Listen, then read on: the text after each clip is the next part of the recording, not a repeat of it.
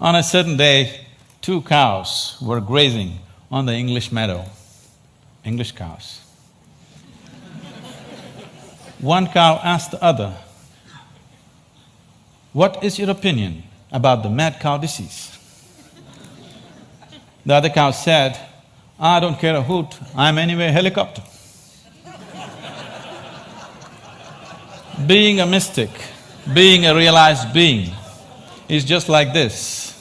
A cow realizing that it's a cow and it becomes a celebrated cow. Holy cow, isn't it? Is it that simplistic? So let me tell you my story.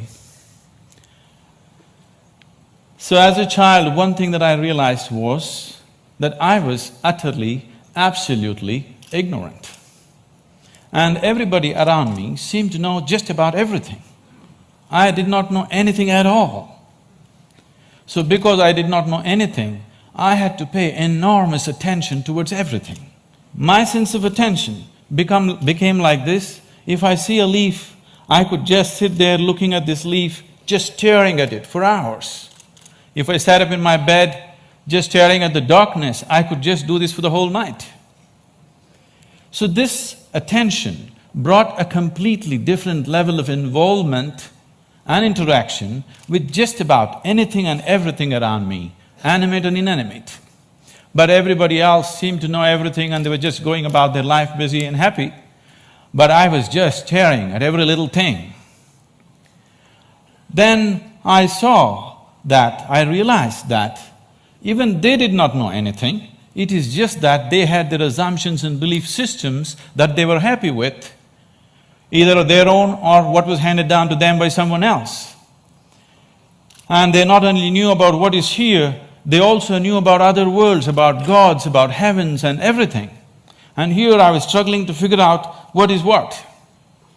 So this so intrigued me that I started planting myself outside a major temple here in Mysore, because I wanted to really see, after having a meeting with God, after having a conversation with God, how people will be.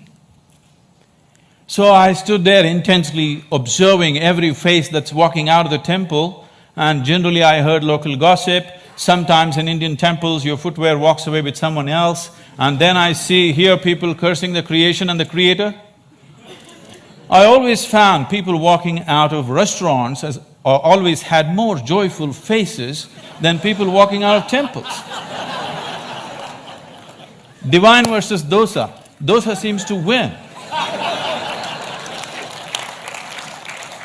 I could not come to terms with this, and so I slowly became more and more and more skeptical about everybody and everything around me.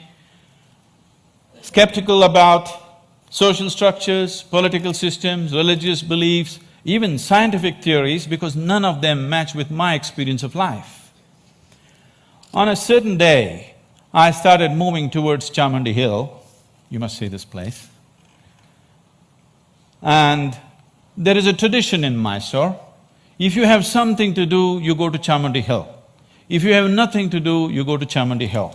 If you fall in love, you go to Chamandi Hill. If you fall out, you go to Chamandi Hill. I had just fallen out and I had nothing to do, so I started moving towards Chamandi Hill. And I went up and sat on a rock there. Till that moment in my life, I always thought, this is me, and that's somebody else and something else. But for the first time, I did not know which is me and which is not me.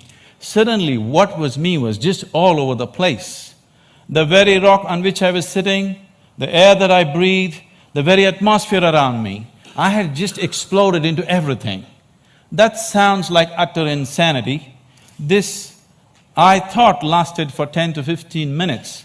But when I came back to my normal consciousness, I was about 4.5 hours. I was sitting there, fully conscious, eyes open, but time had just flipped in my experience.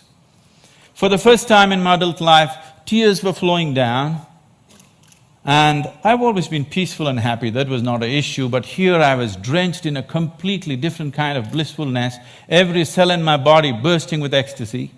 When I shook my head and trying to get some logical explanation for what's happening to me, the only thing that my very smart mind could say was, maybe I'm just going off my rocker. This experience, as it deepened and it started repeating itself, if I just sit here, what is moments for me seem to be hours for others. I think it's a minute, hours are gone. On a certain day, I happened to be sitting in a certain place. I actually thought it's about 25–30 minutes, but when I came to my normal senses, 13 days had gone by. I was sitting right there.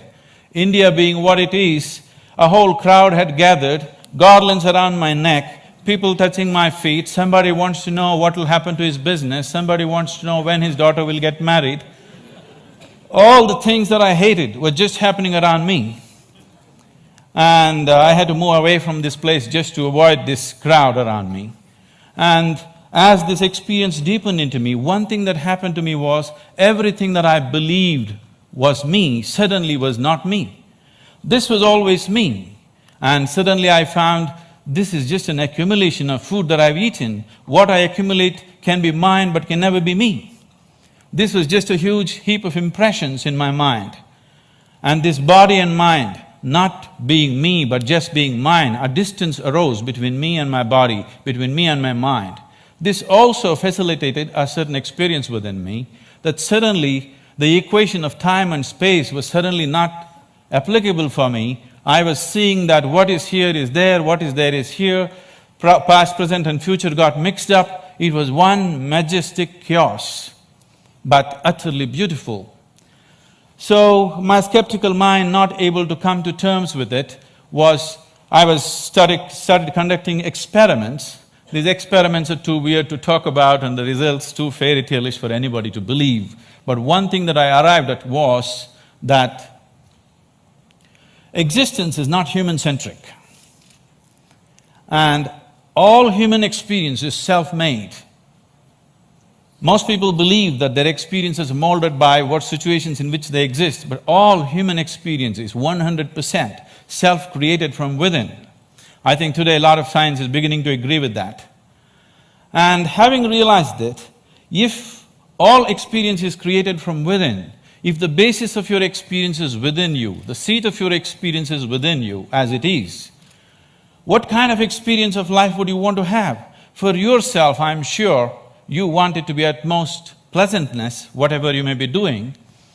What you want for your neighbor may be debatable, but what you want for yourself, definitely you want utmost pleasantness.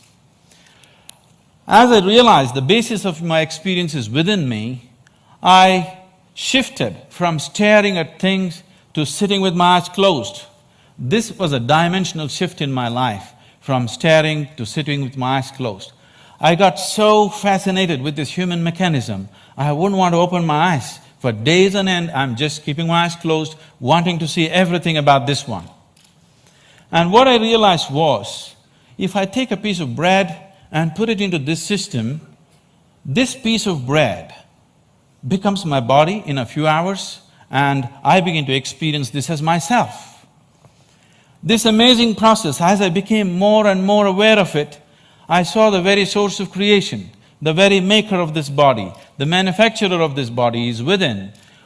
Once I saw this and I could see that I could rewire my brains completely in 24 hours, changing myself beyond social upbringing, family situations, even genetic qualities in me, I could see I could just completely change everything about myself. In 24 hours, I'm a different person, another 24 hours, I'm a different person. I was like a conscious schizophrenic trying out different things. On a certain day, I just, in a field hockey game, I fractured my left ankle and I went and sat down in a place. I was in excruciating pain, and by then I had also become a chronic asthmatic and I had a very severe bout of asthma. And this pain and this inability to breathe together, they were quite something. At that moment it occurred to me, if the maker of this body is inside, why is it that I cannot mend this from inside? I sat down with a certain resolve. If this is true, I must be able to allow it to mend itself, otherwise I must be completely on a wrong track. I sat down with my eyes closed for about little more than an hour. When I came out, my asthma left me, never to come back again. And above all, my fractured leg was perfectly okay in little more than an hour's time. Armed with this experience, I started creating methods and systems through which every human being could access that intelligence and that capability within the system which can make a piece of bread into a human being. This intelligence and this competence within the human system, which is not just about thought process, exists in every human being, but unfortunately remains untapped.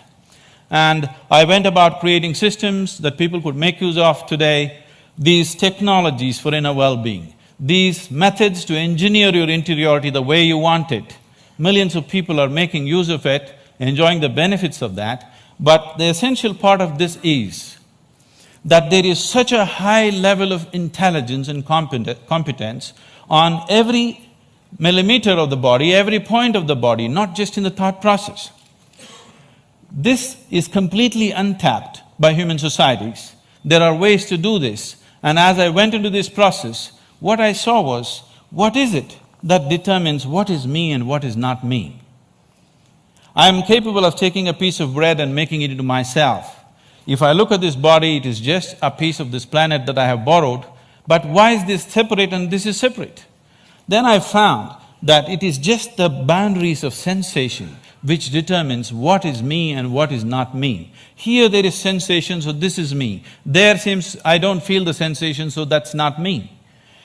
As I looked at this boundaries of sensation very, very closely from within myself, this was a phase of my life where most of the time I remained with my eyes closed. I realized that the boundaries of sensation can either be stretched, expanded, or even made smaller than what it is right now. You can sit here and not feel anything that's happening here right now. This happens in sleep to some extent. Or you can sit here and extend your boundaries of your sensation for this whole hall. And anything that is within the boundaries of your sensation, you will always experience as myself. There is a glass of water here and this is not me, that's very clear. But if you drink it, you just included it into the boundaries of your sensation and that becomes you. So if you throw the boundary of your sensation out in an expanded form, you can sit here and experience everybody in this hall as yourself. You can stretch it further, experience the very cosmic scape like you experience your own body. This sense of inclusiveness, if it comes into you, when this came into me, I suddenly realized that to be loving is not somebody's teaching. To be compassionate is not an idea. To be in empathy is not some esoteric principle. This is the way a human being is made, if only he does not constipate his consciousness with limited identifications with things that he is not. If you do not identify with anything that you have accumulated over a period of time, including your body and mind, every human being is capable of this. When it comes to external situations, each one of us are differently capable. But when it comes to inner situations, every one of us is equally capable. No human being is better endowed than the other when it comes to the inner realm. It's only in the external situations that we are all differently capable. If this inclusiveness enters human life, if you can sit here and experience people around you as yourself, I don't think I have to teach you to be good. I don't think I have to teach you to love. I don't think I have to teach you to care. Because caring for this one is very, very natural. This is ingrained within the very nature of the existence. This inclusiveness definitely has to touch humanity, so this became my life, my work and my endeavor to develop methods so that people can experience this inclusiveness. If this inclusiveness is experienced by humanity, particularly by the leadership, people who wield power and different aspects of responsibility in the world, definitely we could find solutions for everything, because today, we as a generation of people, this is very significant, for the first time, we are capable of addressing every human problem on this planet of nourishment, health, education, ecology, you name it, we can address it all. We have the necessary resource, capability and technology for the very first time. But are we going to do it simply depends upon how inclusive is our experience of life. If you stand here and you experience this planet as yourself, I don't think I have to tell you, take care of it. Every human being would do his best. When we do not have this inclusiveness, what we could do, we will not do. In our lives, if we do not do what we cannot do, that is not a problem. But if we do not do what we can do, we are a disaster. My hope and my work is just to see that we as a generation of people do not become that kind of a disaster, that what we can do, we will definitely do. And right now, what we can do compared to what we could do 100 years ago is so incredibly different, so incredibly different. But what's missing is an all-inclusive consciousness, a all-inclusive experience of life. If only we bring this about in the leadership, in the people, only then we will seek solutions that are relevant for all. Otherwise, we'll go about dabbling, in the name of creating solutions, we go about creating more and more problems. If we truly have to create solutions that are relevant for all, an experience of absolute inclusiveness has to happen to humanity, and it's possible. Thank you very much.